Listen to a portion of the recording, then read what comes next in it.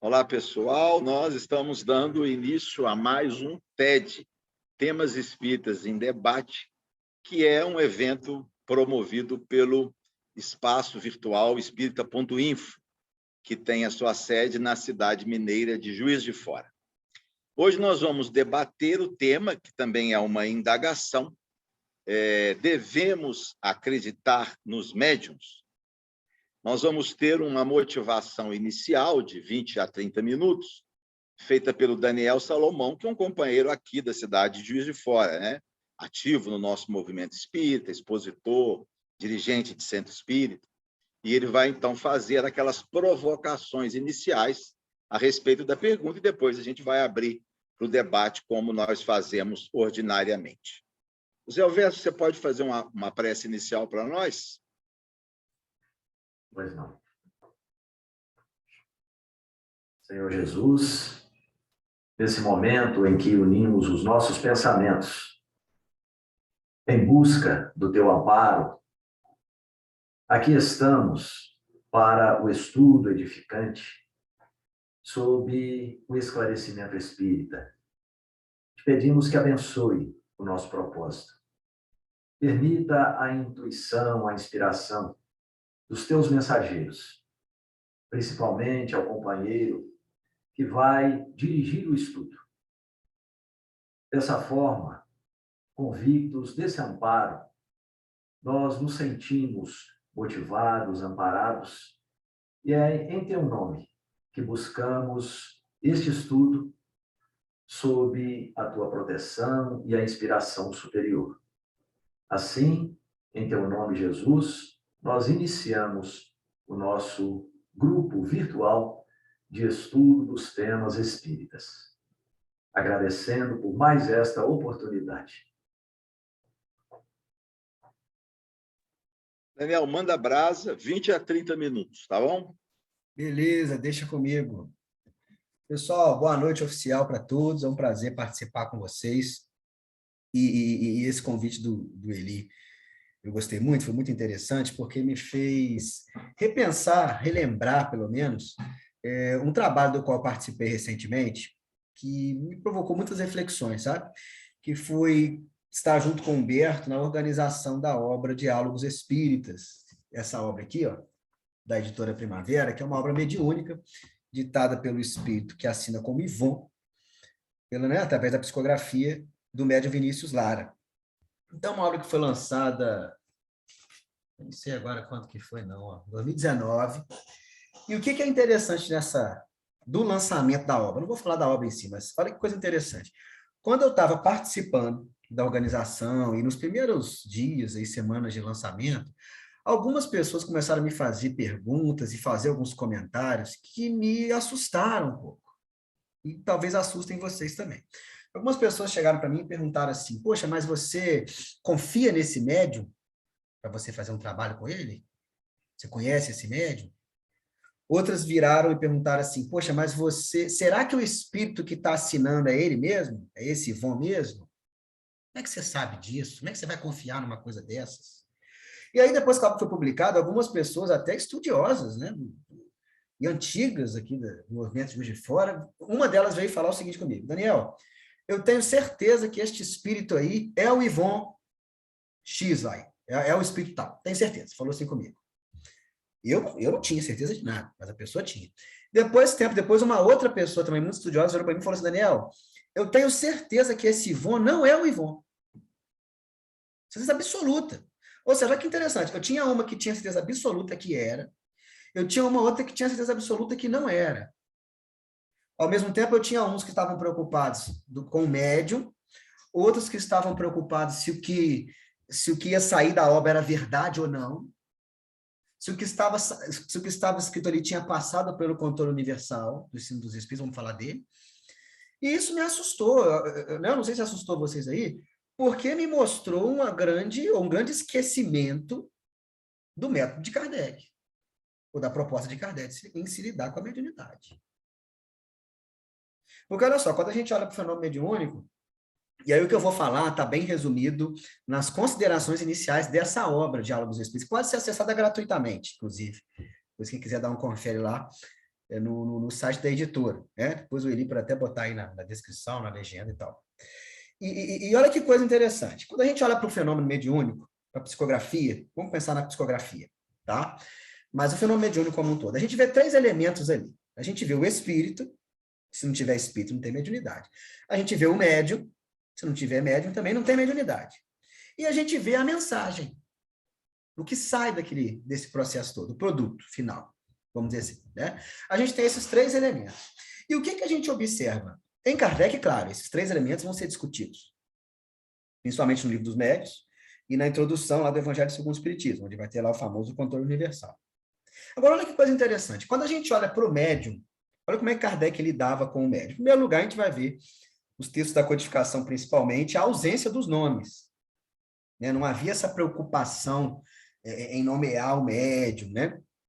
Aquela coisa toda. Quando a gente vai para os capítulos lá da segunda parte do Livro dos Médiuns, que é o capítulo 19, 20 e 21, influência moral do médium, influência do meio, né? Capítulos fundamentais aí para a gente entender o papel do médium nas comunicações, é o título de um deles. O que a gente vai observar ali?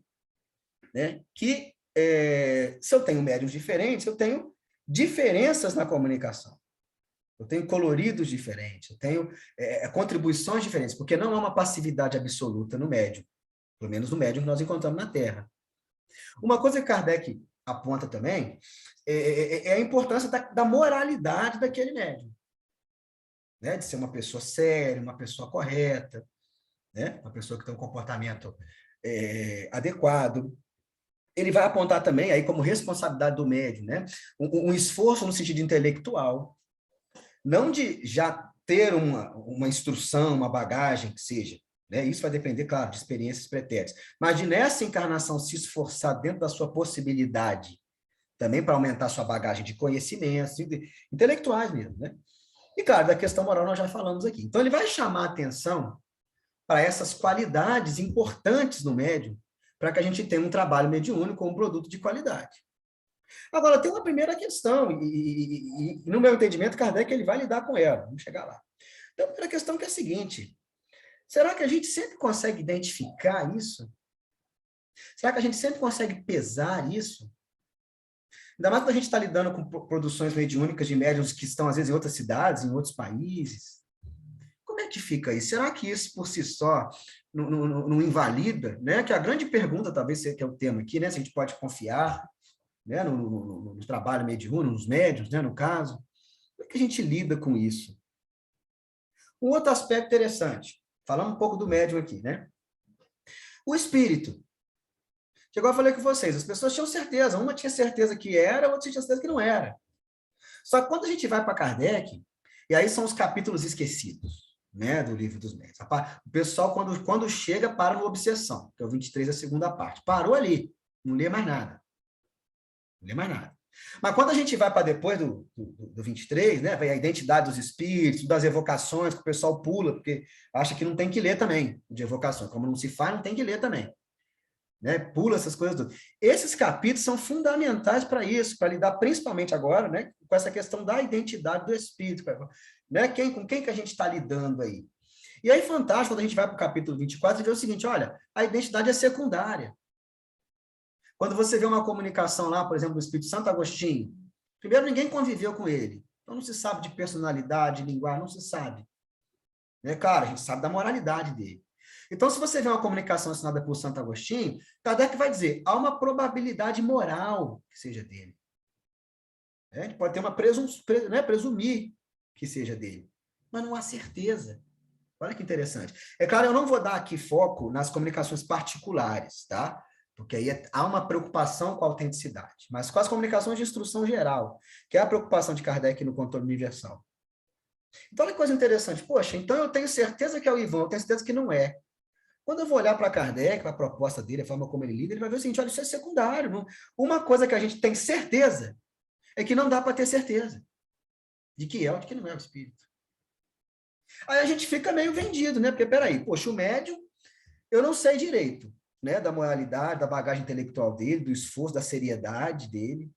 Eu não sei direito.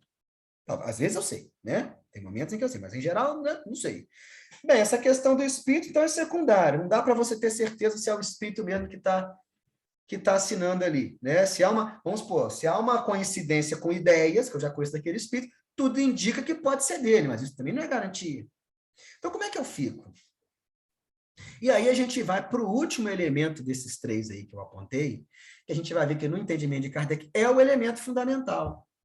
É o único, vamos dizer assim, em cima do qual a gente, eu não vou dizer que a gente vai ter uma segurança imediata, mas em cima do qual a gente pode lidar e ter uma segurança a longo prazo, que é na mensagem, gente. Que é na mensagem. É muito interessante quando a gente olha para o caminho de Kardec, né? Como é apresentado resumidamente na segunda parte do Obras Póstumas. Então, ele é convidado a assistir os fenômenos das mesas girantes, no início ele não dá muito valor àquilo, no segundo momento ele resolve ir, ele leva mais a sério quem o convida, ele vai, resolve, assiste o fenômeno, começa a pesquisar, começa a entender, vai concluir que não é mesa nenhuma que falava, não é cadeira que falava, eram inteligências por trás, eram os espíritos e tal. E aí ele mesmo vai se colocar uma questão, que ela é respondida de forma esparsa no Livro dos Médiuns e é condensada no livro seguinte, na introdução, que é o Evangelho segundo o Espiritismo, né? Na introdução, ele vai falar do controle universal. E qual que é a questão? Peraí, como é que se eu sei que esses desencarnados aí são pessoas que viveram aqui na Terra? Se eu sei também que tem essas questões de identidade, tem essas questões do médium, né? Eu sei que esses espíritos, como viveram entre nós aqui, eu vou encontrar de tudo quanto é tipo. Então, eu vou ter espírito com intelectualidade desenvolvida, outros não, com instrução, sem instrução, com boa intenção, com má intenção, tentando me enganar, tentando me ajudar. Vou ver isso, igual eu vejo aqui, entre os encarnados. Então, é necessário um método para que a gente tenha mais segurança. É nesse método que a gente vai conseguir essa confiança nos médiuns. Eu não vou dizer nem nos médiuns, mas na mediunidade. Acho que é melhor. Nesse longo prazo. Porque quando a gente vai revisando com vocês, né, esse controle universal, lá na introdução do Evangelho segundo o Espiritismo, tem Kardec vai dizer para nós, olha, vou dividir aqui em dois braços, né? O primeiro braço é o da razão. Então, você vai olhar para uma comunicação que chega até você presencia, que, né, alguém envia até você, e você vai fazer o seguinte, você vai raciocinar em cima dela, você vai pegar os conhecimentos da sua época, né, do ponto de vista científico, vai buscar uma coerência daquele ensinamento com uma bagagem cultural, vamos dizer assim, do seu período histórico, do seu momento ali. E você vai ver, há uma coerência, ou é algo completamente desconectado das nossas conquistas aí intelectuais? Ah, não, tem um sentido. E aí a gente vai para o segundo braço do método, que é aí que é o, vamos dizer assim, que é o problema, que é aquela questão da concordância universal entre os espíritos. Ou seja, se chega uma mensagem até mim, eu não sei quem é o espírito, eu não conheço a moralidade daquele médium, não conheço o médium, tá? Eu não tenho como avaliar isso. Chega a mensagem até mim, é verdadeira ou é falsa? O que eu vou fazer? Eu vou aguardar, eu vou documentar aquilo, eu vou verificar se outros médiums, com outros espíritos, né, que assinem com outros nomes, o que seja, em locais diferentes, de forma espontânea, vão me trazer respostas que convirjam com aquela, não que sejam idênticas, né, mas que convirjam naquela direção. Se eu tenho uma quantidade de respostas considerável, e aí tem uma questão que Kardec não vai te falar quantas na cabeça dele, né, esse mínimo, mas eu tenho uma quantidade considerável, eu tenho mais segurança naquela resposta. O pensamento de Kardec, né, no meio assim, positivista, em que o pensamento indutivo tinha muito peso, era praticamente suficiente para se ter certeza, né, ele vai dizer que aquilo se passa pelo controle, se torna uma verdade. Mas ele mesmo vai fazer algumas sinalizações, quando ele vai falar de caráter progressivo, quando ele vai falar de mudança na universalidade, que indicam o seguinte, olha, o fato de eu assumir algo como verdade não me garante que essa universalidade possa, por exemplo, trazer outras contribuições em relação àquilo, sabe? Complementos, modificações pontuais naquilo, não me garante isso.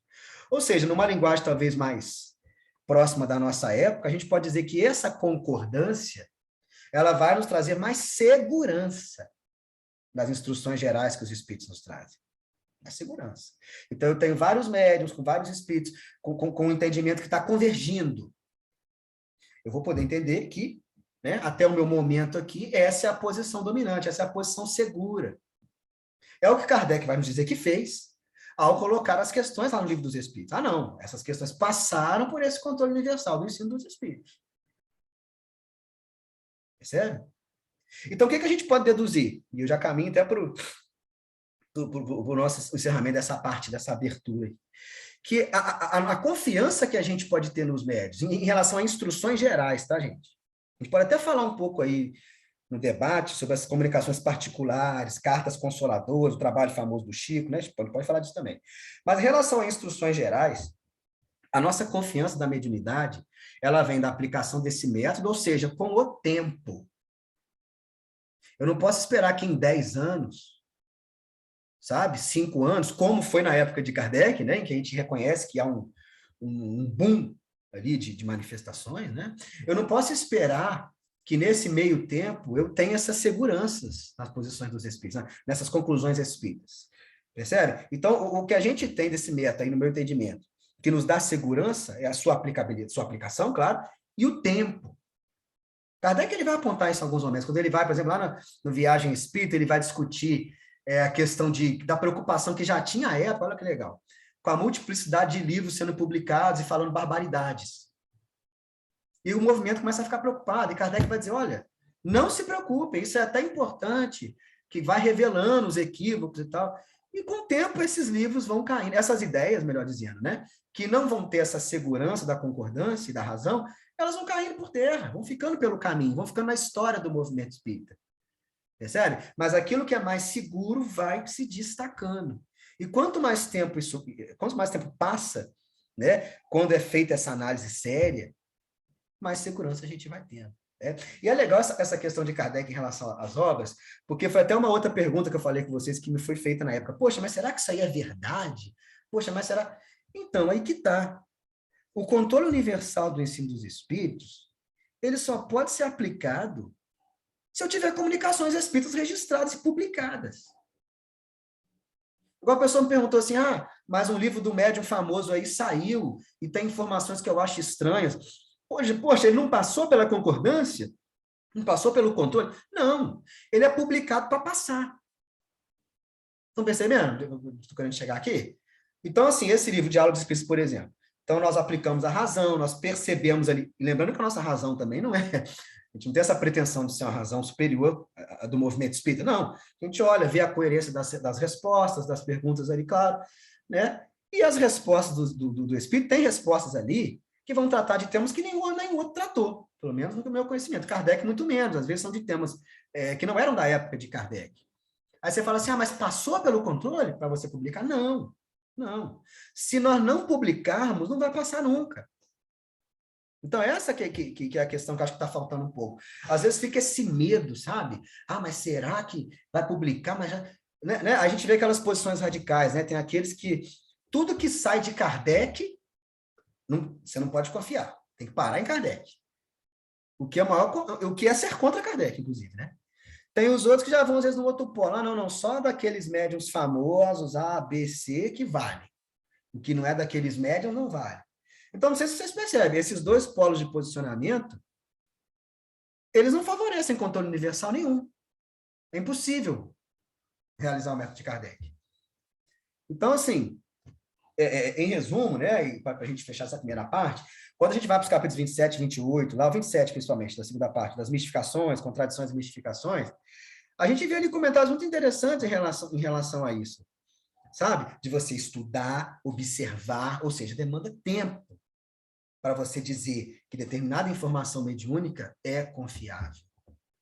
Demanda tempo, demanda análise. Agora, eu preciso de publicações, eu preciso de mediunidade, eu preciso de psicografias, eu preciso de médiums, porque senão eu não consigo fazer controle.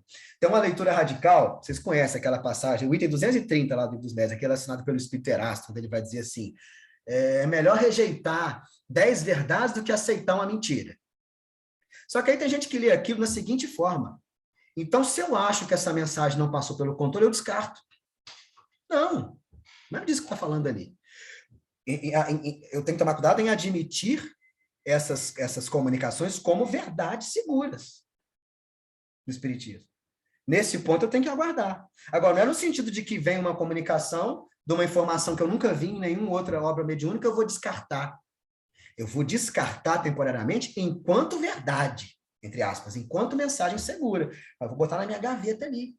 Porque pode ser que outros médios, outros espíritos comecem a trazer respostas, a trazer conclusões naquela mesma direção. Agora, se eu só ficar com aquilo que é estabelecido, não há progressividade na doutrina, não há controle universal, não há instruções novas, percebe? Então, o grande segredo é esse. Aplicação do método de Kardec de forma consciente e esperar o tempo. Né? Esperar o tempo. Igual questões, por exemplo, sobre o homem e transexualidade, questões que eu me dediquei muito aí recentemente. Né? A gente vê comunicações, pouquíssimas comunicações, de médiuns famosos. Umas vão numa direção, outras vão na outra. E aí a gente vê pessoas com certeza absoluta sobre as coisas. Então, peraí, calma. Né? Vamos ter mais, vamos documentando isso e a gente vai criando conclusões que vão ser provisórias. Tá? Então, quem olha, às vezes, para o trabalho mediúnico e que quer fazer uma análise dogmática daquilo ali, olha, o que veio do médium tal é aquilo, acabou. Olha, tudo bem, tem a sua liberdade, mas não está agindo conforme a proposta kardeciana. Agora, esse método tem problemas hoje em dia, né? É claro que ele tem problemas. Claro que ele tem problemas. Por exemplo, vou até semear algumas questões aqui, para a gente fechar, para passar para vocês aí.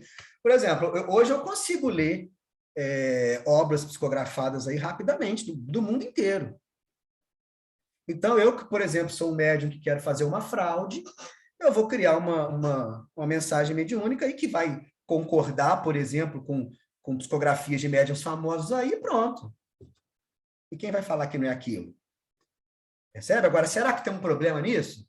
É a pergunta que fica para vocês. Né? Outra coisa, em relação a romances mediúnicos, Kardec vai trabalhar com eles. Lá na revista 51 já vai falar de alguns lá, da Irmãs do Fogo, Vida de Joana d'Arc, etc. Como é que a gente faz? Eu pego um Paulo Estevam. Né? Ali eu tenho uma informação histórica, que só está ali, por exemplo. Eu tenho que aplicar um método ali? Como é que seria isso? Eu tenho que esperar outra pessoa psicografar um romance da vida de Paulo para me confirmar aquilo? Então, vocês percebem que tem algumas questões e que não são problema, gente. É aí que está, é o caráter progressivo da doutrina. O legal é ter questão mesmo para trabalhar. O tempo vai passando e a gente vai observando essas limitações do método. Ah, é uma crítica a Kardec? Não. Pelo contrário, é pensar como ele. É entender que o próprio método pode ser visto, pode ser... Agora, quem que vai rever, como é que vai ser isso, quais são as revisões? Aí essa que é a discussão. Aí é difícil a gente... né? Claro, tirar conclusões em relação a isso. Mas percebe? É isso que tem que ser questionado. Como é que a gente lida?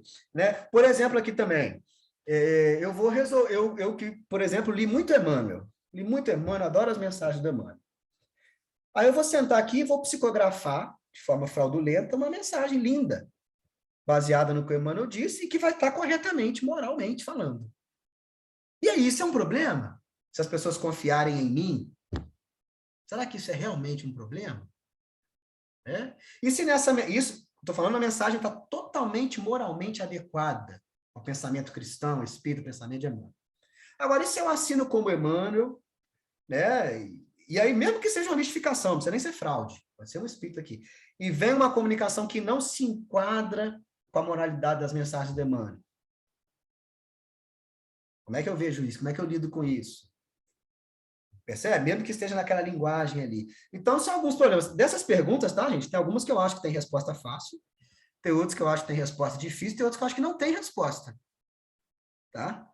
Mas eu acho que a gente pode debater aqui, tá? Então, acho que da minha parte, Eli, Ricardo, pessoal, eu paro agora, né, e passo para vocês aí. Muito bom, Daniel. Excelente como motivação inicial. Eu acho que a gente tem muito o que refletir, né? Eu penso, nós espíritas temos alguma dificuldade em admitir que a gente tem uma fé, ou que a gente crê é fortemente relacionado à fé.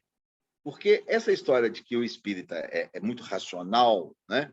De que o espírita sempre usa razão, esse negócio de acreditar em qualquer um não é para a gente. Mas, na verdade, o espiritismo é um artigo de fé. A mediunidade é para os que creem. Para os que creem, não creem, não existe. A mediunidade não existe. Ela não tem sentido, vai ter que arrumar outra explicação. Então, é para os que creem. De qualquer forma, diante de uma mensagem, eu penso que o elemento fé, que é uma crença não baseada em evidência, ela está presente, não tem como não estar. E a gente vê, é curioso, a diferença. Quando a gente pega, por exemplo, o Charles Richer, eu não sei se vocês sabem, no Tratado de Metapsíquica do Charles Richer, ele faz um comentário sobre Kardec, breve.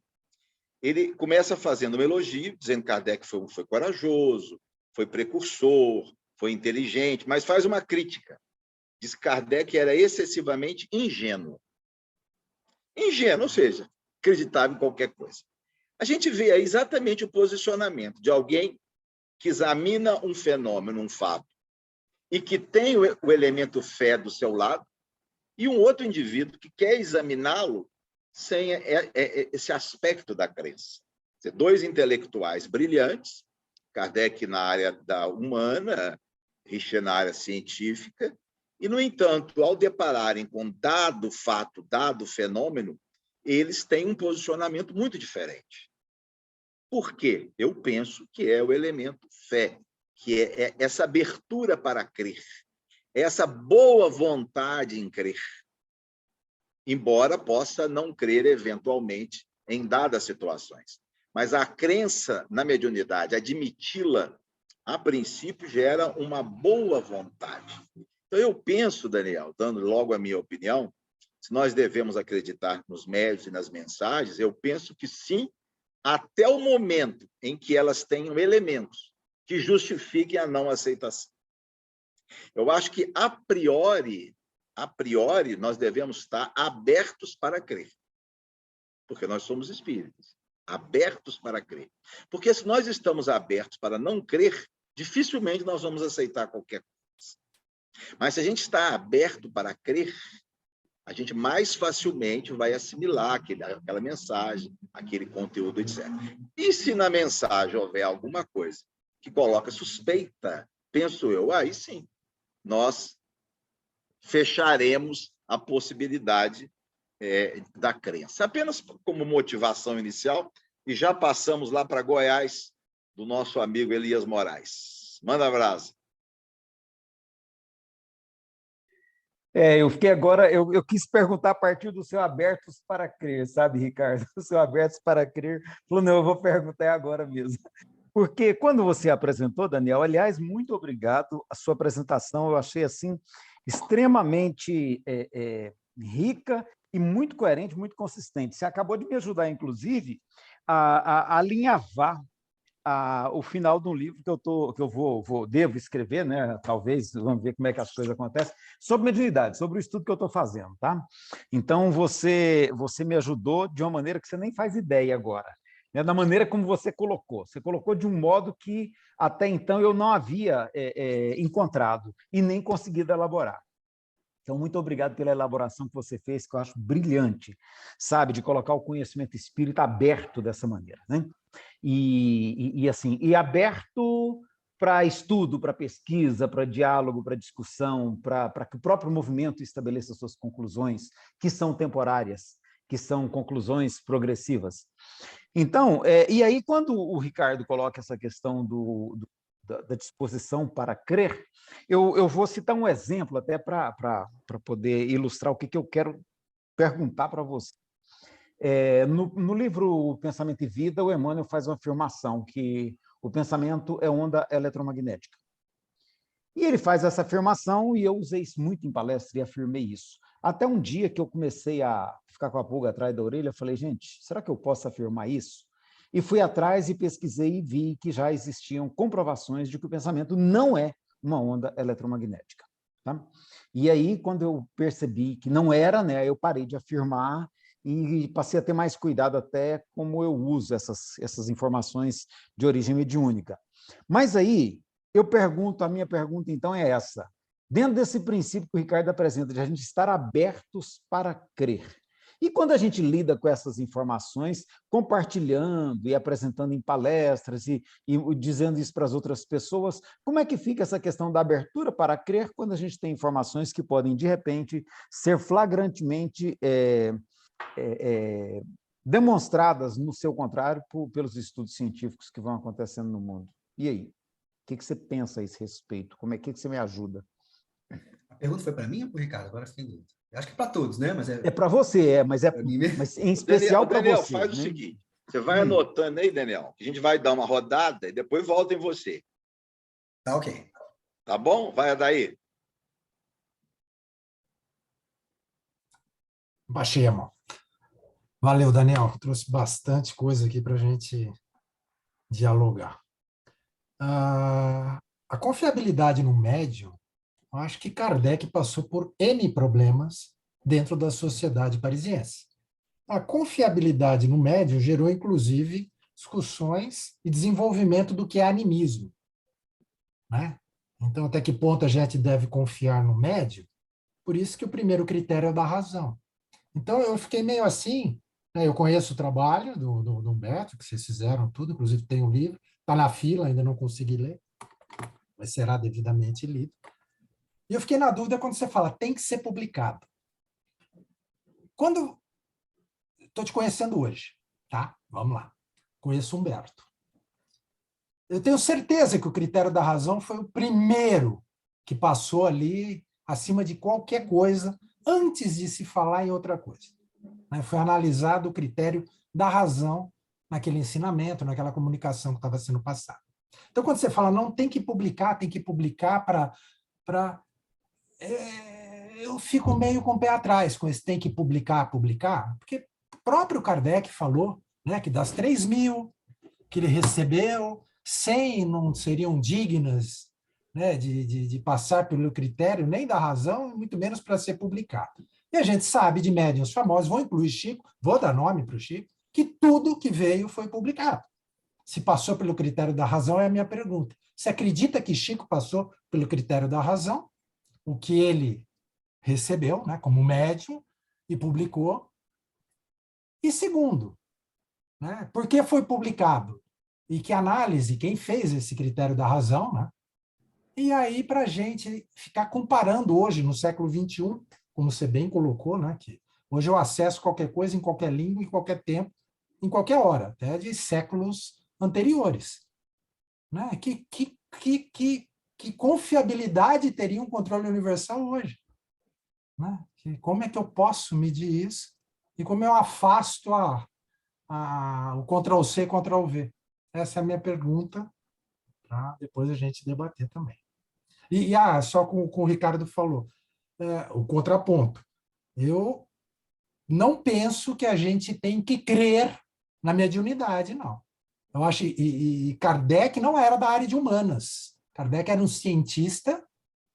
A Sociedade Parisiense de Estudos Espíritas trabalhou com observações a todo momento, usando o critério da razão, fazendo comparações, descartando, né, o que não interessava, não pela sua humanidade, não, pelo seu critério lógico da razão. Esse é o meu pensamento.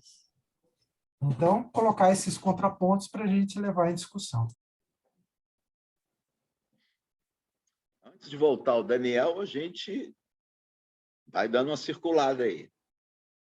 Pode levantar a mãozinha ou então sinalizar. Dona Beth, trouxe alguma coisa para a gente?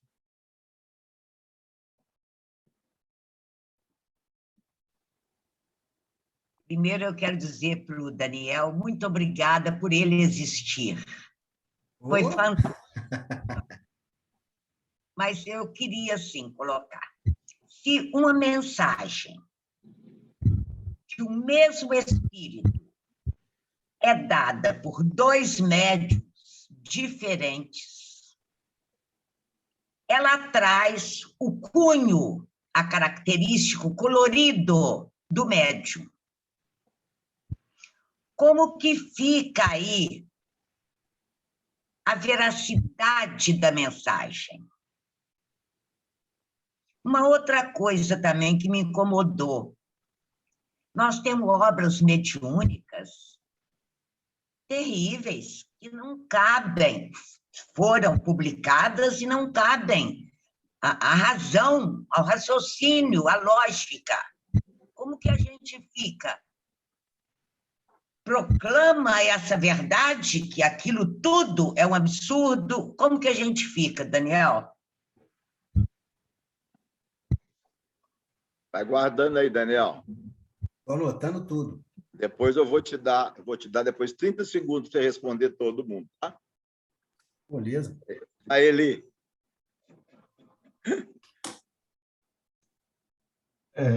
Também é rápido, né? Porque o Daniel já está com uma pilha grande. Eu acho que boa parte dessa discussão, no movimento espírita, de uma forma geral, vem dessa característica meio híbrida que a gente tem no movimento, né? No sentido de que a gente, quando eu falo a gente, eu estou generalizando, né? Quer, ao mesmo tempo, ter uma feição religiosa e, ao mesmo tempo, ter uma feição científica, né? E, em determinadas questões, essas duas facetas não se juntam, né? Como a gente está vendo aqui.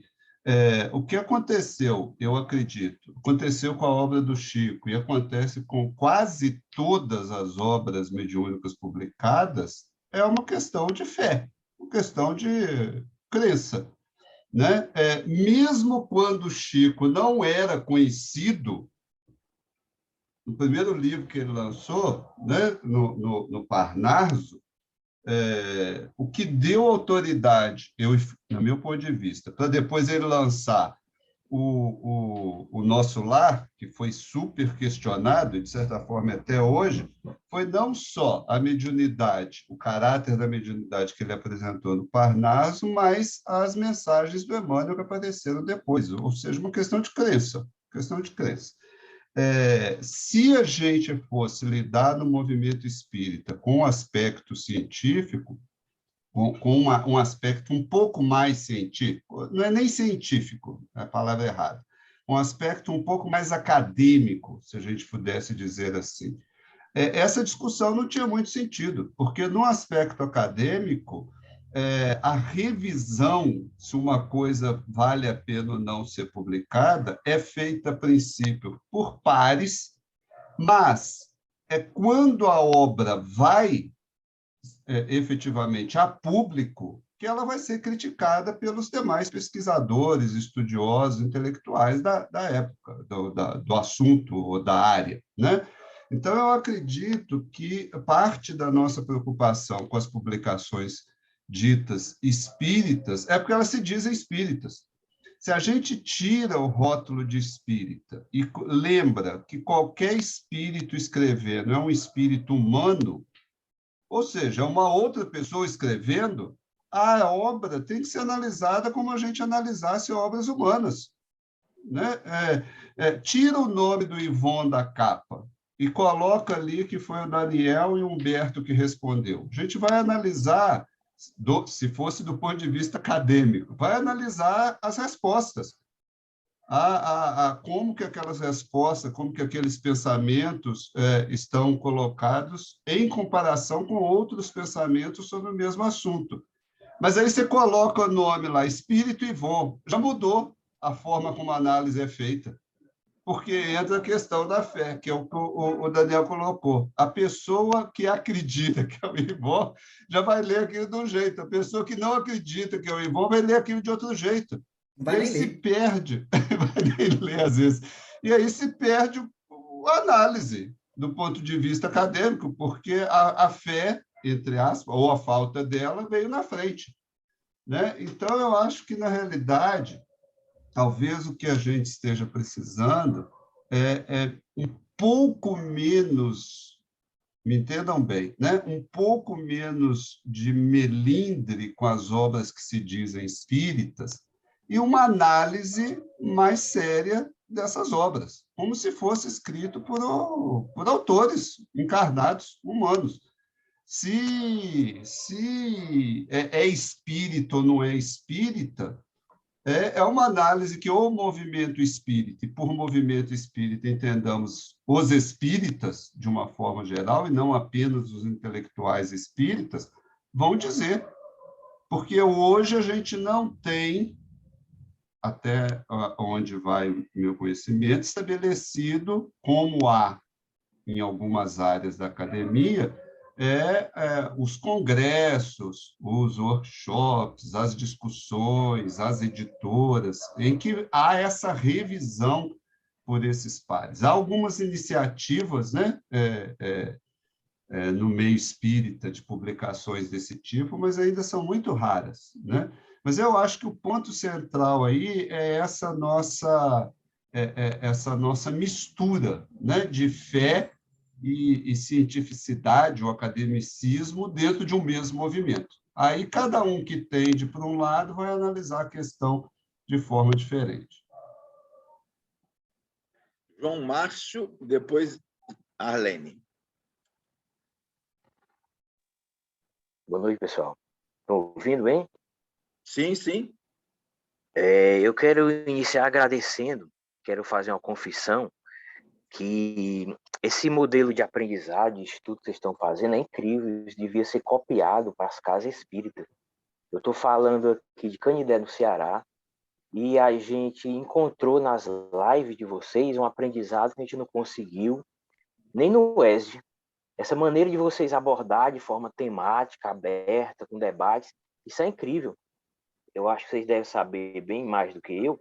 Em alguns grupos espíritas, infelizmente, ainda no século XXI, se você falar, por exemplo, que Kardec, em determinada resposta do Livro dos Espíritos, foi ele que deu, o seu nome vai para a desobsessão, você é afastado temporariamente por tempo indeterminado, porque é uma coisa assim meio canônica e dogmática. Então, o modelo de debate de você, essa live, é incrível, devia ser copiado para as casas espíritas. O livro do Elias é maravilhoso, eu já li, reli 6 vezes, merece um volume 2, enfim. Mas para ser bem rápido sobre essa questão, o Chico, a primeira obra do Chico publicada, Parnaso Além Túmulo, mas não foi a primeira obra psicografada pelo Chico. O Chico psicografou o livro inteiro, a primeira obra foi Cartas de uma Morta, da Dona Maria João de Deus. E ninguém quis publicar. Imagine um espírita, um médium desconhecido, com o livro Cartas de uma Morta, nem o título é sugestivo. E ele guardou. Só que ele escrevia as poesias para um periódico espírita da época, que não era o Reformador, e o Manuel Quintão lia as poesias. E ele levou para o grupo da FEB, e os guias espirituais da FEB disseram, não é dele, porque o Chico não colocava o nome do espírita como fosse dele. E os espíritos da FEB disseram, não é do médium, é o espírito que está falando, Castro Alves e tal, não é ele. Procure ele, e foi assim que o Manuel Quintão fez, mandou uma carta para o Chico, dando a ideia que ele organizasse aquele material e publicasse. Então, a primeira obra, Parnaso do Além Túmulo, não nasce como um livro, é a ideia do Manuel Quintão de organizar e vai ser o sucesso, porque vai ser reconhecido pelo idioma, pela métrica, pela poesia. Ou seja, a primeira obra publicada do Chico passou, sim, pela revisão dos próprios espíritas da fé, dos espíritos. Tem esse cuidado, né? E depois, como fez muito sucesso a primeira obra, a editora lá que foi e pegou a Carta de uma Morte e lançou. Só que interessante, eu não vou encobrir daí outra oportunidade, o primeiro livro realmente que o Chico lançou, a Carta de uma Morte, foi o primeiro psicografado. Mas antes ele tinha organizado um à mão e saiu distribuindo, pagando com o próprio bolso. Que agora a editora do Geraldo Lemos lançou como o primeiro livro do Chico. Quer dizer, olha que interessante o conhecimento histórico, né? E essa revisão, quando você fala dos médios, eu quero deixar minha pergunta, seria nesse sentido. Por exemplo, a primeira vez que eu peguei uma obra, meus irmãos, e vinha falando que espírito comia e bebia no plano espiritual. Está louco esse médio. Não é possível. Espírito tubo digestivo, banheiro, não pode. Eu disse, pelo amor, o médico está louco, o espírito... Mas o que é que eu fiz? O que a gente fez no grupo? Vamos deixar essa informação de lado, né? Não vamos tocar no fogo, ninguém está na Inquisição. Deixa de lado, se vier essa informação através de outros, a gente vê e tal. E o pior que veio. Hoje, 2022, se você pegar uma obra, por exemplo, do médium André Luiz Ruiz, Aguinaldo Paviani, Carlos Bacelli, não é só o André Luiz, Vanderlei Soares de Oliveira, ou seja, você pegar obras, olha como uma coisa complicada e delicada. Você pega a obra de médico que trabalha, um em Minas Gerais, um em Pernambuco, um em Manaus, um na Bahia, um no Rio de Janeiro, vai ter a informação de que espírito come e bebe. Se é pastor, se é líquido, aí não sei. No clássico, que vendeu muito por causa dessa obra, muita gente se tornou espírita, Violeta na Janela, a Patrícia descreve comendo pipoca no plano espiritual. Ou seja, Vera Lúcia Marizek, eu não sei se é um médico confiável, se o espírito é confiável, mas essa informação segue o padrão de Kardec. Por mais que seja difícil a gente aceitar. Eu, por exemplo, porque ela está vindo através de vários espíritos, através de vários médicos, não foi só o André Luiz. Então, eu queria deixar essa pergunta, sabe? O critério de validade do Kardec continua valendo. Eu acho que, às vezes, o movimento espírita ele tem dificuldade de aceitar uma informação porque não condiz com seus pressupostos. E aí poderia citar várias outras coisas no plano espiritual, enfim, que não vem ao caso, mas eu queria deixar essa questão. Eu acho que o critério do Kardec continua valendo, é válido, se aquela informação vem através de vários espíritos, de vários médicos, já merece uma credibilidade, porque não é possível, ou aquela informação é verídica, que eu acredito que deve ter um fundo de verdade, ou está o movimento espírita todo obsidiado. O centro espírita lá de Rio de Janeiro está obsidiado, de Minas está obsidiado. Não é possível que os espíritos, no território, em várias regiões, estão dando a mesma informação. Então, eu queria deixar esse esclarecimento. Parabéns pelo estudo, vocês são incríveis, maravilhosos, viu? E é isso aí. Ô, João, muito obrigado pela sua participação. Bacana você estar com a gente aqui. Espero que você volte. Só para contribuir no seu argumento, o problema transcende o Brasil. Porque em obras antes do André Luiz, em obras não brasileiras, já se falava nessa questão da comida. A Vida Além do Véu, do pastor, que me foge a memória, Vale Owen, né, através da mãezinha dele, 1920 e pouco, já falava. A obra Raymond, de Oliver Lodge, do filho morto, tenente, lá já falava de dar sucos e sopas. Então, muito antes do André Luiz, essa notícia já vinha, né? Quer dizer, a coisa não é tão simples da gente ir rejeitando a priori, né? A coisa é um pouco mais complicada. Arlene, com você. Boa noite a todos. Aqui, adorei, é a primeira vez que eu escuto o Daniel falando. Adorei, Daniel. Muito boa a sua apresentação, a sua explicação, enfim. Eu gostei de todas as falas. E, assim, o que me chamou a atenção, assim, que eu queria falar, é sobre o que a Beth chamou a atenção, né? Se há o colorido do médium, como o Daniel falou, né? Como fica a questão da veracidade? Daí veio Eli e deu aquela complementada maravilhosa que... Daí eu fiquei pensando antes, na realidade, sobre essa questão. O problema... Eu queria só colocar mesmo que o Eli falou muito bem. A questão toda não é porque o médium fala sobre o ponto de vista do desencarnado. Se fosse encarnado, não seria tanto problema assim. Eu tô pegando a questão porque veracidade, se fosse encarnados, né, poderiam ser várias falas sobre o mesmo objeto. Poderiam ser várias análises sobre o mesmo objeto sendo analisado, que não teria problema nenhum do ponto de vista acadêmico, do ponto de vista científico. Não teria esse problema. Porque estariam novos elementos, seriam novas variáveis, e isso tudo poderia ser analisado pela comunidade espírita, enfim, passaria pelo crivo. Acho que é isso que o Eli trouxe. Eu só estou dando uma pescadinha, tá? Você entrou muito mais nisso, a sua fala foi ótima. Mas, assim, eu só queria falar sobre isso, porque me chamou a atenção, né? Cada um vai dar o seu colorido, e, no meu entendimento, são coloridos válidos e importantes, que cada um tenha o seu. Né? Eu acho que isso não descaracteriza, ao contrário, enriquece. É só isso que eu queria falar. Obrigado, Arlene. Nós já vamos passar para o Daniel. Vamos dar mais uma corrida aí. Quem ainda não falou, já falou. Ô, Ricardo, eu acho até que por uma questão de praticidade, me permita sugerir, eu acho que podia passar para o Daniel, que eu tenho certeza que com a fala dele vão surgir novas motivações. Então, eu acho que seria bom ele responder umas 3 e depois abrir de novo, porque eu acho que vai dar uma riqueza muito grande. Eu acho que tem muita pergunta interessante, muito comentário interessante. Perdão pelo atrevimento. A sua sugestão foi aceita.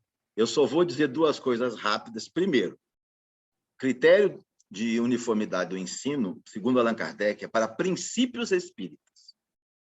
Kardec fez isso para princípios, não é para coisas secundárias. Princípios. Às vezes a gente confunde. Não, mas isso aí só foi dito por esse... Não, mas isso aí não é um princípio espírita. Isso é uma curiosidade, isso é uma informação. Isso não tem que passar por critério. São princípios, reencarnação, né? Mortalidade da alma, lei de causa. É isso aqui o critério da universalidade passa. E outra coisa, quando eu falei que eu acho que a gente tem que ter uma abertura favorável a crer, desde que não tenhamos motivos para não crer. Porque se nós temos motivos para negar ou para descrer, vamos desacreditar. Eu acho que a abertura para crer ela deve ser natural em nós, porque nós temos a fé espírita, ora. Mas se nos dão um motivo para não crer, aí que eu penso que nesse sentido. Vou citar só um exemplo pessoal, que é público, eu não escondo dos meus amigos aqui. A obra do Filomeno de Miranda, durante muito tempo, a gente leu, estudou e valorou essa obra. A partir de um dado momento, nós começamos a ver coisas escritas que eram absurdas, que eram ilógicas, que eram irracionais. E o que eu fiz? Parei de ler, parei de crer. Não leio mais. Ou seja, quando a gente tem motivo para não crer, eu acho que o não crer é necessário. Mas se a gente não tem esse motivo, a gente deve, a priori, estar aberto para aceitar, né? Apenas uma justificativa aí. Vai, Daniel. Beleza, eu vou até começar por esse seu comentário, que na verdade você já tinha feito, né, outros comentários sobre essa questão da crença. Eu acho isso muito importante, Ricardo, mas eu não sei se eu concordo muito, porque o que eu vejo às vezes um entendimento equivocado no movimento espírita, no seguinte sentido, que se alguém vira para você e fala assim, no Renan Mediúnica, não, eu tive uma vidência, eu vi tal coisa aqui. Você tem que crer. Você tem que ter fé. Ter fé é acreditar naquele relato do médium. E nesse sentido, eu acho que Kardec não pensa. Eu acho que o ter fé na mediunidade para ele é ter fé na possibilidade do fenômeno. Ter fé de que o fenômeno existe.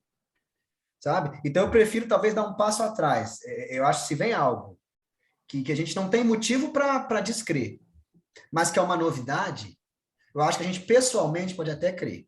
Mas eu ainda acho que a gente tem que guardar na gaveta e esperar confirmações pelo método, para que a gente possa ter segurança naquilo. Então, eu não sei, sabe, se foi isso que você quis dizer. Então, se chega um relato para mim, e eu não tenho motivo para descrer, eu também não tenho motivo para crer.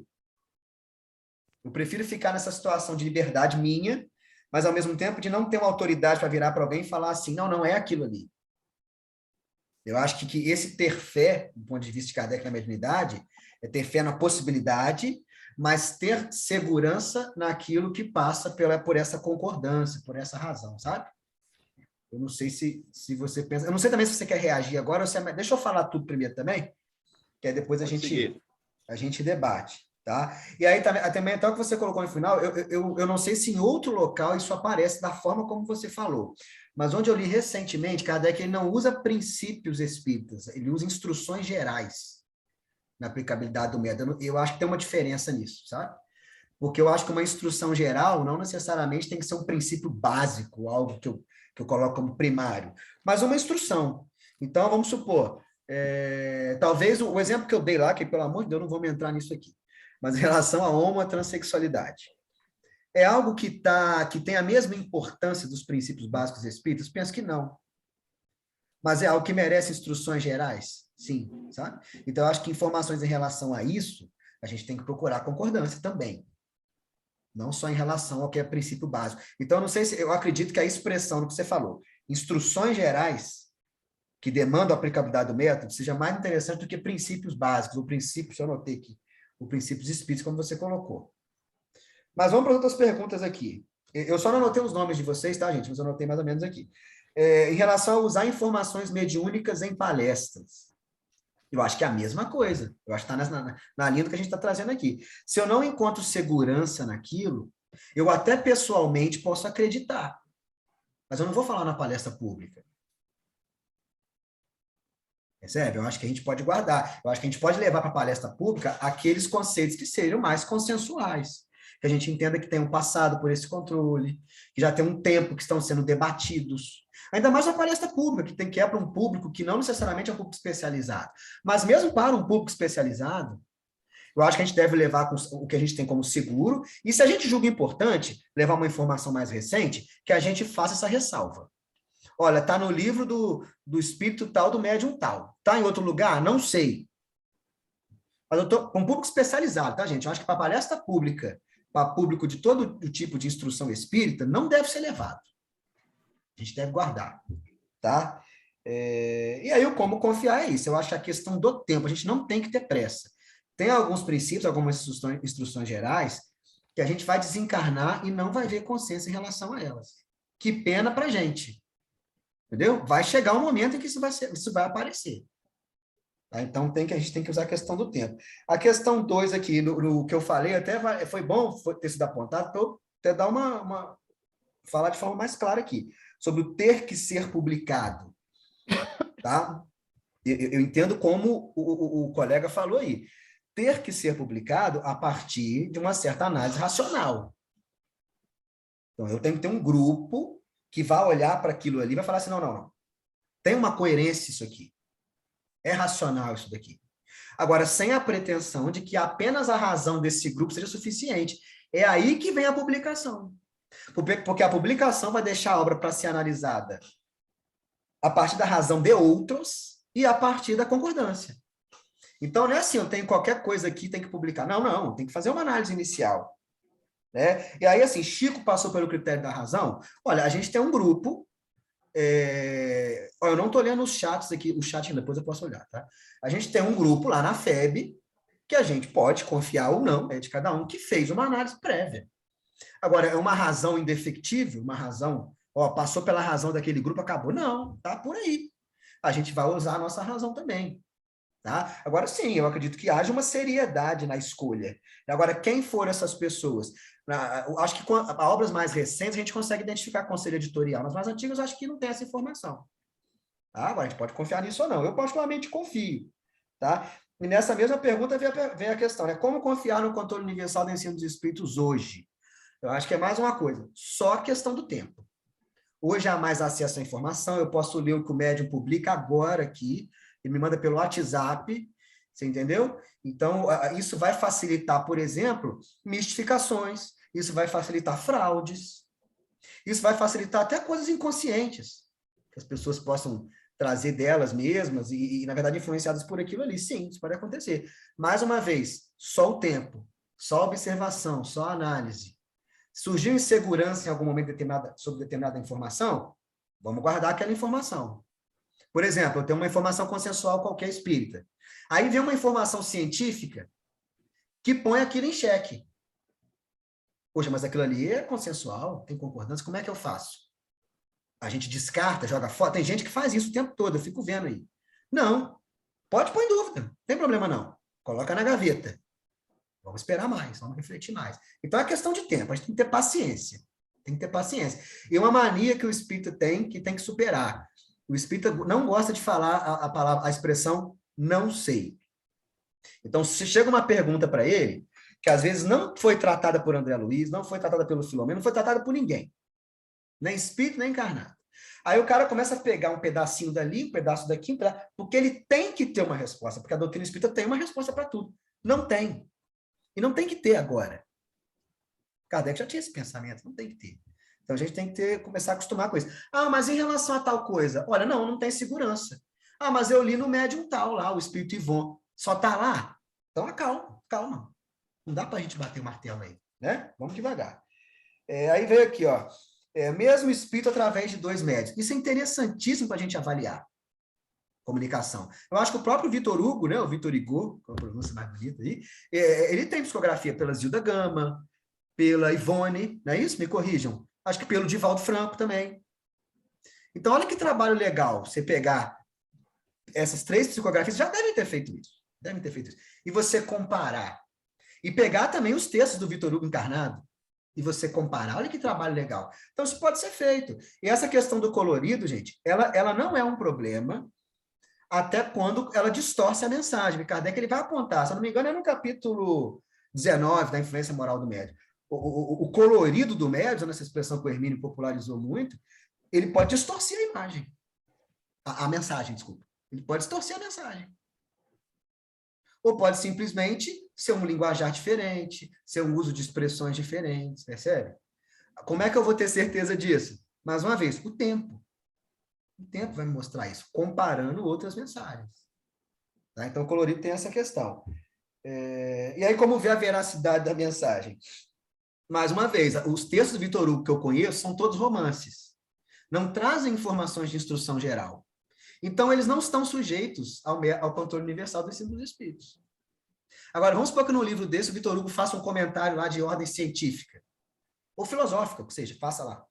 Aí, eu vou aguardar. Aí eu vou separar aquilo ali e vou observar. Outros médios, outros espíritos falaram isso. Sabe? Então, seria um trabalho interessantíssimo, essa comparação. Em relação a obras mediúnicas terríveis. Então, Kardec vai tratar disso. Ele vai falar isso. Olha, chega até mim barbaridade, o povo fica preocupadíssimo. O que eu falo para vocês? Olha, vamos esperar. Vamos esperar. Quando é uma coisa, uma excentricidade, assim, pesada, rapidamente ela é desmentida. Rapidamente ela cai em esquecimento. Então, a gente não tem que ter essa preocupação. O que não significa que a gente não deva rebater fraternalmente certas ideias ou certas obras. A gente pode fazer isso, a gente deve fazer isso. É sério? Kardec fazia isso. Pega a revista espírita, você vai ver isso o tempo todo. Chega uma comunicação lá, ele rebate. Inclusive, rebate espírito. Eu lembro até de um artigo recente do Ricardo na revista O Médium, sobre, eu não lembro se ele vai lembrar, sobre assistente social, acho que era um debate com São Vicente de Paulo. Ricardo, não sei se ele vai lembrar. Que o espírito fala uma coisa, e Kardec ele não concorda. Aí ele pergunta, o espírito meio que muda de opinião. Olha que coisa interessante. Então, a gente vai ver esses debates aí o tempo todo, isso é muito interessante. E aí uma questão aqui, né? Acho que até a parte que o Eli começou a falar aqui, ó, união de ciência e religião é impossível às vezes. Eu acho que sim, no sentido de que há aspectos que a ciência ainda não toca. Então, quando você pega, por exemplo, a existência de Deus, tem ali um aspecto religioso, tem ali um aspecto filosófico, né? Mas a ciência não chega nesse ponto. Então, realmente, até o momento, isso vai escapar, né? De qualquer ciência. Agora, aí tem um negócio que ele falou que é interessante, essa análise como uma obra humana. Ok, eu acho que isso é muita postura de Kardec. Eu acho que isso é muito alinhado com Kardec. Mas qual que é a questão? É o teor da obra. Então, se eu tenho uma obra de um espírito, como o romance do Vitor Hugo, como Parnaso de Além-Túmulo, que foi citado ali, né? Que ele não tem instruções gerais, que ele não tem algo que pode ser verificável, percebe? Aí sim, eu vou olhar para o texto do Vitor Hugo, vou olhar, olha, não me interessa ser um espírito, ok. Mas a partir do momento que eu tenho uma informação de caráter científico, se eu vou tratar como uma obra humana, então eu também vou usar essa metodologia científica, eu vou tentar fazer isso. Sabe? Então, eu acho que nesse ponto tem uma diferença de metodologia do controle universal com a aplicação da ciência. Isso é um assunto interessante para debater também, porque Kardec ele vai colocar lá, quando vai para o capítulo 1 da Gênese, ele já não vai falar tanto do controle universal, já falou muito bem, né? Mas ele começa a falar da concordância com as verdades práticas da ciência. Ele usa essa expressão, verdades práticas, que eu, pessoalmente, entendo como conclusões mais consensuais em relação a certos assuntos da ciência. Então, aí que está, eu vou ter que comparar essa informação que o espírito traz de caráter científico, como se ele fosse, porque né, um ser humano como nós, mas a partir dessa metodologia científica. Então, eu vou olhar ali, eu vou tentar fazer testes, se eu puder, se eu não puder, eu vou ver. Então, eu acho que não é simplesmente analisar como se analisa algo humano. Essa análise de algo humano tem as suas particularidades. Quando é filosófica, quando é religiosa, quando é científica. Sabe? E aí, indo para a última, que é foi falado aqui, né? O João Márcio falou do Parnaso de Além-Túmulo, que ele foi revisado, que ele foi analisado. Sim, eu acredito que sim. Mas, mais uma vez, o que está no Parnaso de Além-Túmulo não é instrução geral.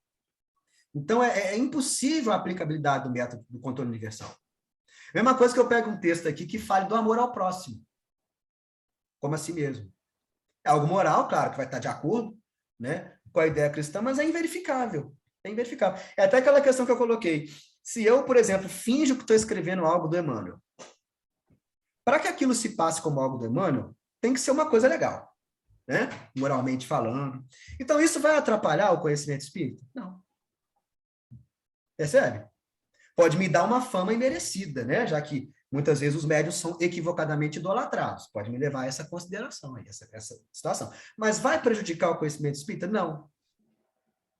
Porque eu vou estar falando a mesma coisa. E se eu estou falando ao contrário, aí a própria comparação, né? Aí falando de questão moral agora. Mas também valeria para questões de instrução geral. A própria comparação vai ver que aquilo é falso. Ah, é fraude, é mistificação? Não vai dar para saber. Mas vai saber que é falso. Então, ok, aquilo com o tempo vai ficar de lado também. Percebe? O tempo ele vai fazendo essa seleção quando o movimento espírita usa o método de Kardec. Se não usa, aí não tem, né? Aí não tem tempo nenhum. E a informação do alimento lá no plano espiritual. Eu anotei isso aqui, agora não sei por que. Ah, tá. Se a gente deve confiar ou não. Eu acho que foi essa a pergunta aí. É a mesma coisa. A gente está encontrando descrições que vão nessa direção do plano espiritual, em médios diferentes, em espíritos diferentes. Então, a gente tem segurança nisso. Agora, qual que é a questão da quantidade? Eu tenho 20 médiuns / espíritos que trazem essa informação. E se a partir de agora eu começar a documentar e encontrar 100 que trazem uma informação contrária? Percebe que isso pode acontecer? Isso pode acontecer. Então, o que eu vou fazer? Daqui a 100 anos, se isso acontecer, eu vou rever isso. Sem medo de ser feliz. Ai, meu Deus, mas será que estava errado? Se eu concluo que estava errado, tranquilo, eu vou mudar. Isso é diferente da postura de Kardec? Não, ele fala isso. Ele fala isso. O caráter progressivo da doutrina nunca vai ser ultrapassada, porque se um dia se a ciência... Acho que é o item 55 lá do capítulo 1 da gente. Se a ciência mostrar que esse ponto está errado, o espiritismo se modificará. Então, isso contraria Kardec? Não, isso é Kardec. Percebe? Então, eu acho que a gente não tem que ter medo de obras assim publicadas que tragam excentricidades. Se a gente tiver oportunidade, a gente rebate fraternalmente. Agora, aplicando o método, razão e concordância, e comparando, e aí, nesse ponto, a tecnologia favorece muito, se houver organização, WhatsApp, redes sociais, né? A gente, aos poucos, vai o quê? Criando essa segurança em torno de certas informações. Segurança o quê? Dogma, verdade absoluta? Não. Pode ser que a gente mude futuramente. Mas se a gente não mas a ciência é assim também, né? Se a gente não tiver segurança em algumas coisas, a gente não faz nada. Então a gente tem conclusões parciais, vive daquela forma. Chega um momento que vem um outro modelo científico, uma outra descoberta que muda a sua forma de lidar.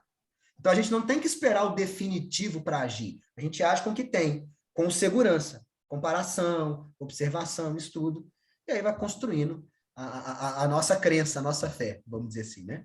Mas aí eu passo para vocês de novo. Vamos para a tréplica com a Adair.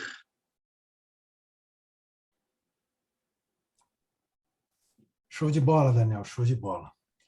A única frase que eu vou colocar, que é uma pergunta, se o movimento espírita usar o método de Kardec, que eu não enxergo isso, com todo respeito a quem se sentiu ofendido. Não existe isso no movimento espírita. Não existe. Eu jamais vi uma crítica bem feita, fundamentada, por exemplo, a uma obra de Chico. Jamais vi isso. De falar para mim que não existe discrepâncias e choques com a doutrina, pelo menos construções racionais e muito bem fundamentadas, porque existe uma idolatria. Então, voltando para a pergunta tema, né? Devemos confiar no que os médios escrevem, desde que se siga o método que Kardec deixou para a gente. Essa é a grande resposta. O movimento segue isso. Infelizmente, para o neófito, né? Eu sou um neófito no movimento. Eu não vejo isso.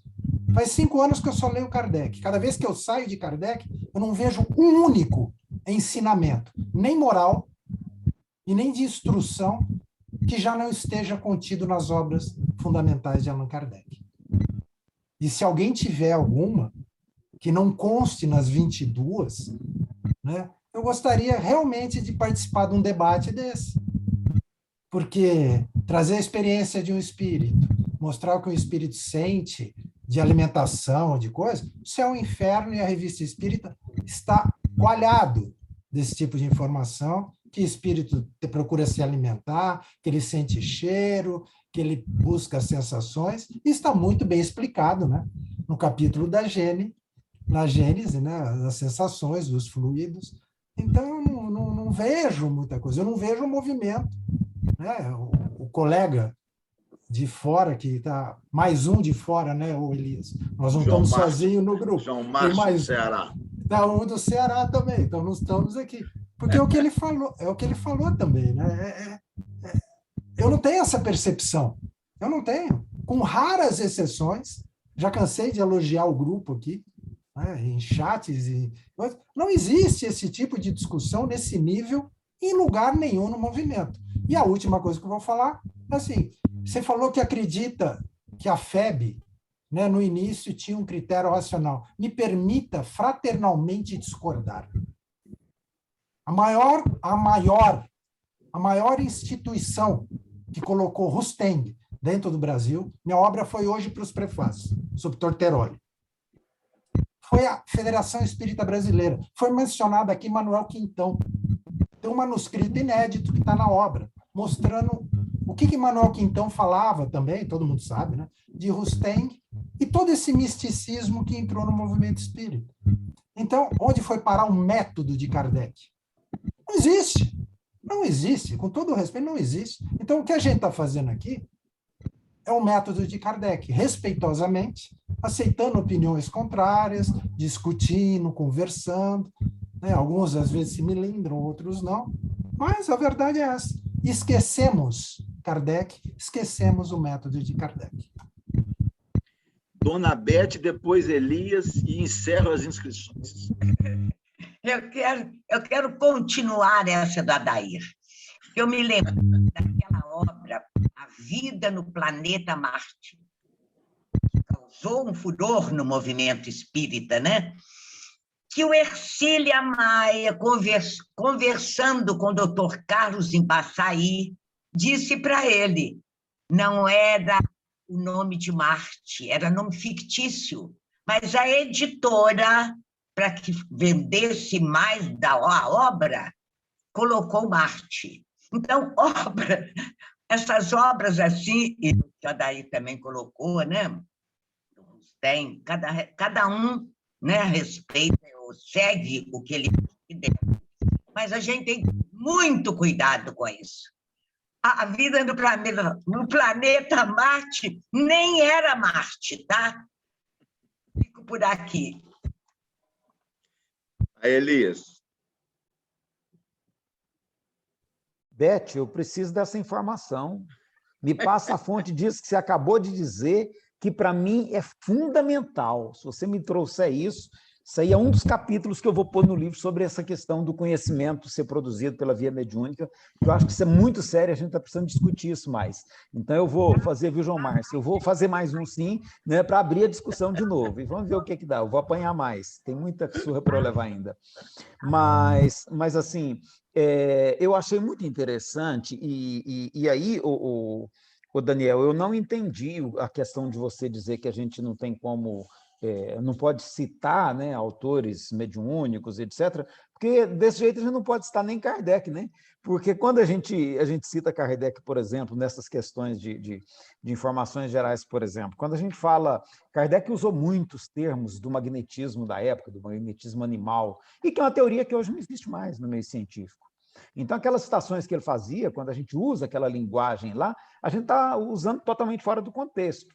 Então, e tem muita informação mesmo que Kardec traz, que hoje a gente precisaria ter um olhar mais cuidadoso, porque mudaram certas circunstâncias, um olhar antropológico mais atualizado. Então, assim, eu não sei, eu me pergunto se a solução não seria a gente estar sempre referenciando, você até comentou isso, né? A gente está referenciando em que a gente está se baseando, talvez seja esse um caminho, porque a academia usa muito isso, né? Por exemplo, é muito comum no meio acadêmico, Allan Kardec apresenta esse ponto de vista, Emmanuel, no livro tal, apresenta esse, né? O médio Ercílio Mais já traz esse ponto de vista. Talvez, se a gente referenciar, dê para a gente trabalhar com essas informações de uma maneira mais, vamos dizer assim, mais consistente, talvez. Mas eu acho que não tem como, sabe? Porque os romances, inclusive, que você fala, Romances trazem, sim, a meu ver, instruções gerais. Eu estava exatamente pegando isso, citando aqui ontem, como que Emmanuel ele vai introduzindo essas instruções gerais que você chama aí, a menos que eu esteja entendendo errado o que você quis dizer por instruções gerais, né? Mas ele vai introduzindo isso no permeio do texto romance, da narrativa. Eu estava analisando, o Rochester também faz isso, aquele livro que não aparece o nome do espírito, né, do José Surignac lá, que é o Lídia, tá? Que alguns pesquisadores relacionam com o Há 2000 anos do Chico, do Emmanuel. Então, assim, eu fui ler aquele livro e estava vendo como que ele também usa a narrativa para levar a instrução. E aí, permeado com a narrativa, estão lá as instruções gerais. Então, assim, isso acaba criando um cenário extremamente caórdico, né, para o conhecimento espírita do ponto de vista da leitura mediúnica. Inclusive, quando se falou aí na questão da universalidade, o Adair comentando aí, né, o Adair, a gente tem que não perder de vista que quando a gente fala de universalidade, a gente está falando de universalidade no mundo ocidental. Porque se a gente for para a China, se a gente for para a Índia, se a gente for para o Oriente Médio, se a gente for, não, para a África, tá? Ou para os povos originários aqui das Américas mesmo, essa universalidade nossa virou pó de novo. Virou pó, ela não tem nem como ser analisada, essa questão da universalidade. Então, assim, eu acho que realmente essa discussão aqui abre um campo muito grande de reflexão. Eu penso que isso que você apresenta como caminho é muito interessante, porque o caminho é deixar a bagunça acontecer mesmo. Sabe, eu concordo inteiramente com você. Eu acho que é deixar a bagunça acontecer. Aí eu vou, Adair. Aí agora eu vou discutir com você um pouquinho, né? Eu entendo que quando o Daniel fala publicar tudo, eu acho que eu estou entendendo assim, olha, vai ter editora que ninguém vai controlar ninguém, gente. Isso não tem como. Se um médium lá em Araxá resolver publicar o livro que ele recebeu psicograficamente lá na casa dele, ele vai lá na editora, paga, publica e distribui isso gratuitamente, se ele quiser, ou põe na rede social. Ninguém tem como controlar isso, né? Mas eu entendo que aí sim, esse publicar tudo, que eu estou entendendo que o Daniel está falando, é que tudo deve ser publicado para ser colocado em análise. Então, esse médium que publicou lá sozinho, o livro dele vai cair aqui no mercado e a gente vai analisar o livro dele, e a gente vai ler, vai discutir, vai fazer confronto com outros, né? Por isso que eu acho que é importante a gente estar lendo tudo que está saindo aí de produção.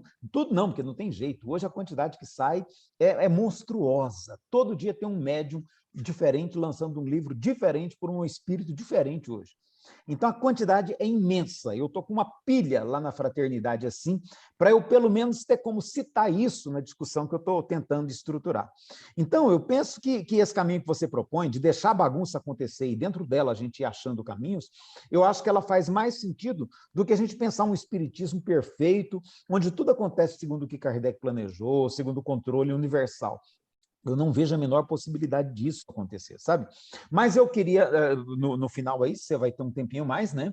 Eu acho que você, de certo modo... Não, tem mais tempinho, não. O tempo já acabou. Acabou? Meu Deus, né? Eu até acho 9h15. Que devia, né? Então, Daniel, eu acho que aquela questão não, vamos voltar para a mediunidade 2. Da ciência como parâmetro é uma questão que talvez a gente mereça conversar um pouco mais, sabe? Porque talvez a única segurança maior que a gente tenha é se a gente fizer essa ponte entre ciência e conhecimento produzido pela mediunidade que Kardec fazia. Talvez seja o caminho por aí. Mas então, deixa eu agradecer. Muito obrigado, viu, Daniel? Muito obrigado pela riqueza que você trouxe. Só um minutinho, você me dá? Claro. Só para eu responder aqui. Só em relação à questão do uso da razão pela FEB, só um detalhe, o dizer que houve uso da razão não quer dizer que encontrou-se a verdade ou que foi usada a melhor razão possível, tá? Então, o que eu quis dizer é o seguinte, eu entendo que a gente pode admitir que houve uma análise crítica ali. Foi competente ou não? Aí é uma outra questão, tá? Então, nesse sentido que eu coloco, tá, Adair? Mas eu acho que a sua desconfiança também é válida, tá? Eu acho que não estou aqui também para defender, né? Não tem como a gente afirmar isso.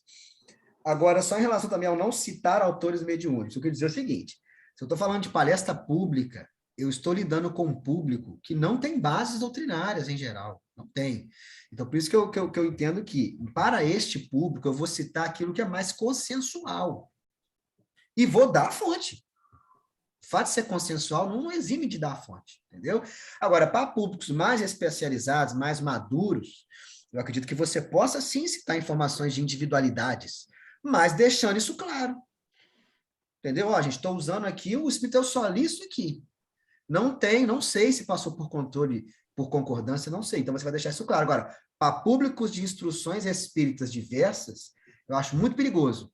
Porque o cara olha para o palestrante, ele vê ali uma autoridade absoluta. O que o palestrante fala é verdade, acabou. Percebe? Ainda que isso não seja o ideal, mas é o que acontece.